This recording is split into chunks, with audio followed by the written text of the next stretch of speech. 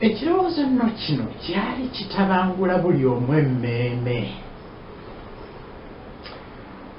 olw'okunyogozebwa omuzira emirambo gy'abo abaali bafudde gyali tegiriiko kamogo konna era nga buli gumu gukyali mu kifaananyi kiri kyennyini omugenzi mwe yali afiiridde.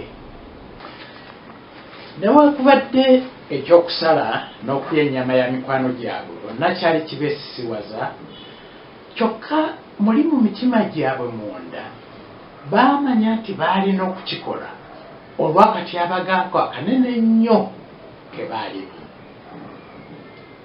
Ekirowoozo ekyo kyasooka ne kiyitira mu bwama, kyokka mpola mpola kyatandika okwogerwako mu lwatu.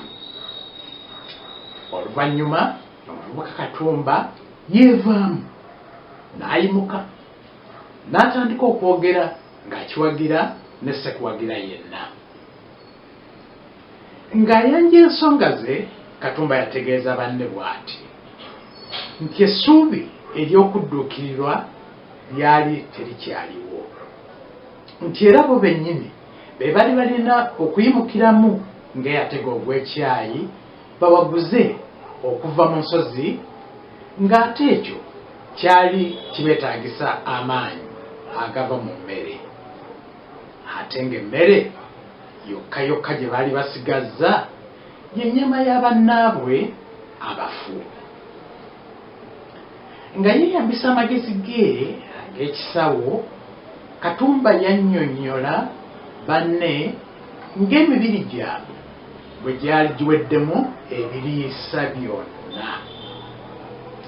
Yabajjukiza na kino ti bannange nno ekiseera kijja na kutuuka tube nga tetukyalimu na twanyi yadde otutusobozesa okwewalula okugenda okusala ku nnyama ene tuli ekinnya n'empindi.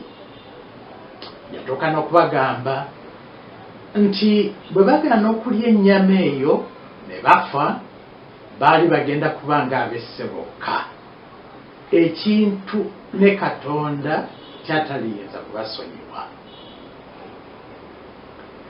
Mutegeerere ddala nti eno nnyama bunyama.